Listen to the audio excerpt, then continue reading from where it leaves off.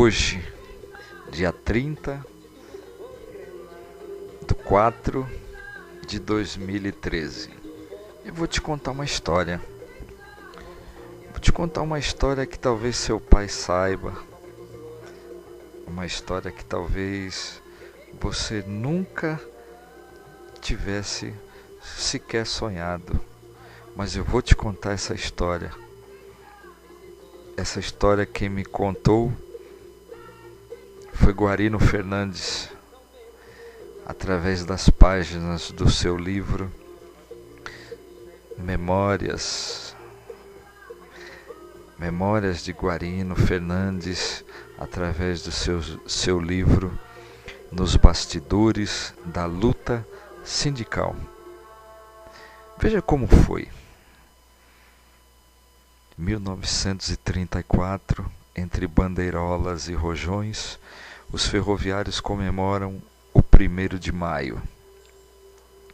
A primeira vez que tive noção da força do sindicato foi em maio de 1934. Lembro-me como se fosse hoje. Eu tinha 9 anos e morava em Piracicaba. Trens especiais partindo de todas as partes da ferrovia rumo a Sorocaba, onde iríamos participar de uma concentração no Parque Quinzinho de Barros, hoje Jardim Zoológico da cidade, para comemorar o 1º de maio dos ferroviários da Sorocabana. Nosso especial tinha 4 carros, todos lotados de companheiros que levavam até banda de música para brilhantar a festa. Depois do último carro, o trem especial trazia uma gôndola e nela um pequeno canhão soltava salvas de tiros nas estações que parávamos, anunciando nossa chegada. A delegação de Piracicaba era representada por Antônio Fernandes dos Santos, meu pai, e Acácio Garcia, também representante do sindicato daquele ramal. As esposas dos ferroviários tinham preparado bolos, pastéis, virado de frango para os companheiros, e o caminho até Sorocaba se transformou num imenso corredor de confraternização, onde a cada estação um grupo de ferroviários nos saudavam em meio aos tiros de canhões, o apito da Maria Fumaça e os acordes dos dobrados executados pela banda. Era uma profusão de lenços e bandeirolas agitadas em despedida, até que o trem sumisse na primeira curva da estrada. Esta concentração atendia diversas finalidades. Em primeiro lugar, era uma homenagem aos líderes operários que foram enforcados em Chicago em 1886 pelo crime de lutar pela diminuição da jornada para 8 horas diárias, aumento salarial e melhores condições de segurança de trabalho.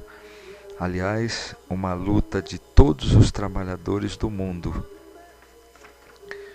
Em seguida, era uma confraternização entre a classe ferroviária e seus familiares, geralmente distanciados pela natureza do trabalho ferroviário.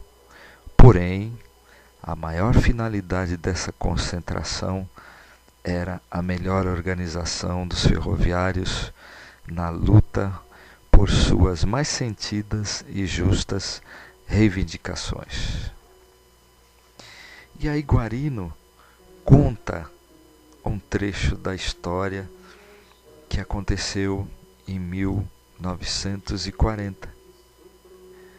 E ele intitulou 1940, a ditadura do Estado Novo fecha o Sindicato dos Ferroviários. Quando, em 1940, Getúlio Vargas sancionou a CLT, Consolidação das Leis do Trabalho, excluindo da lei todas todas as categorias pertencentes às autarquias federais e estaduais, servidores estaduais, federais ou trabalhadores pertencentes à sociedade de economia mista, onde a União, poder estadual ou municipal, participassem com 51% das ações. O Sindicato da Sorocabana, da Estrada de Ferro Sorocabana, fundado em 1933 pelo Decreto-Lei 19.770, já completara 7 anos naquela época. Através da arma do Decreto-Lei, fechavam-se os sindicatos mais combativos da época, por exemplo, os dos marítimos, os dos portuários e os dos ferroviários da Sorocabana, alegando-se que essas categorias exerciam atividades de interesse público e do Estado, portanto, não pertencente à CLT, sem direito a sindicato. Era o início da nossa industrialização e a organização desses trabalhadores certamente iria incomodar os capitães da indústria nacional e estrangeira, bem como os latifundiários que dominavam a política do café e do açúcar. Também acrescento aqui que dominava a política do café com leite e do açúcar também. Continua Guarino. Na época, essas categorias, de acordo com a ordem que se segue, marítimos, portuários e os ferroviários, eram os mais esclarecidos, certamente pela própria característica de suas profissões, que o colocavam em contato com o mundo e com outras experiências de relações de trabalhos. Ao cruzarem o oceano, os marítimos entravam em contato com outros continentes, trazendo em suas bagagens novas experiências de lutas de trabalhadores mais politizados e, por sua vez, passavam aos portuários que as transmitiam aos ferroviários. Nesses 7 anos de luta, até 1940, nossos companheiros da Sorocabana conseguiram conquistar os seguintes direitos: jornada de 8 horas de trabalho, pagamento de horas extraordinárias, colocação de cabozo, vagões especiais com 2 frentes iguais, bancos e local para que os chefes de trem fizessem seus relatórios, além de local de descanso para o pessoal que na época enfrentava jornada de trabalho de até 30 horas sem interrupção, férias proporcionais ao período de trabalho, também reivindicada, passes com 75% de desconto aos ferroviários, fornecimento de uniformes e macacões de acordo com a função do trabalhador e pagamento de diárias compatíveis com o serviço. Além da conquista desses direitos, o sindicato conseguira reunir um valioso patrimônio que, de acordo com seus estatutos, passou a ser propriedade da Cooperativa de Consumo dos Ferroviários da Estrada de Ferro Sorocabana após seu fechamento. E seu acervo contava vários prédios em São Paulo, Sorocaba, Itapetininga, Botucatu e Assis. Aliás, este prédio foi a primeira construção feita com base de cimento armado no estado de São Paulo. Aqui ele estava falando da estrada, da estação ferroviária de Mairinque. A primeira construção feita com base em cimento armado. No decorrer de alguns anos, as diretorias da cooperativa, que em 1940 era presidida por Benedito Dias Batista, vendeu os prédios situados em Assis e Sorocaba para que a própria ferrovia ali instalasse dependências administrativas. O prédio de Assis até hoje abriga a chefia da superintendência naquela região. O prédio de Sorocaba foi cedido pela diretoria da Estrada de Ferro para a Sociedade da Estrada de Ferro Sorocabana Futebol Clube, o famoso Estrada. E quando abrigava a sede do sindicato, suas 8 salas serviram para assistir aos ferroviários e seus familiares, ministrando aulas de primeiro grau, cursos de telegrafistas e artífices para os filhos de ferroviários, além de corte, costura e culinária. Também havia atendimento médico. Essa assistência médica também era dada em outras delegacias do sindicato, como em São Paulo, Botucatu, Assis, Santos, Piracicaba e Mairinque.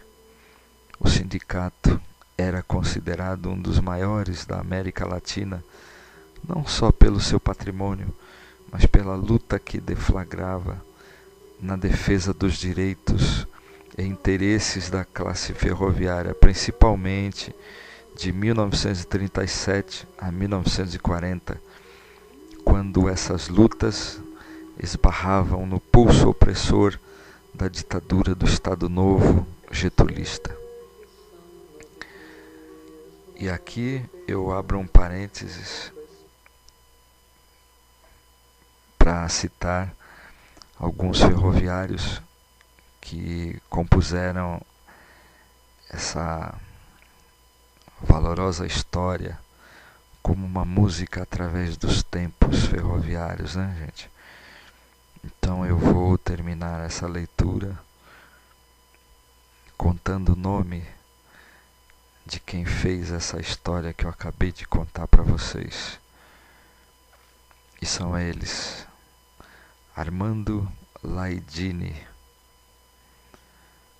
Tayuti Magalhães, José Matias de Assunção, Jair dos Santos, Benedito Dias Batista, Cantídio Castelo Alves, José Mateus, Antônio Pedroso, Acácio Garcia, Celestino dos Santos, Mário Scott, Pedro Arantes, Fiore Milanese, Carminho Camarante,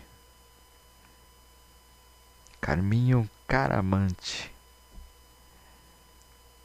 Francisco Lovisotto, o velho Chico, o velho Canuto, Francisco Pasqualic, Antônio Carlos de Moraes, Agnello Cardoso de Moraes, Antônio Francisco, Oswaldo Rio Branco, repetindo, Oswaldo Rio Branco, Aurélio Sobadini, Antônio Fernandes dos Santos, Amadeu Ferreira, Macilon Bueno, Velho Domene, Paulino Bispo, Maurício P. Araújo, Joaquim Rodrigues Gaspar, Luiz Marcondes, Luiz Galvão Pacheco, Virgílio Fré, José Ramires, Dorvalino Branco, José Paes.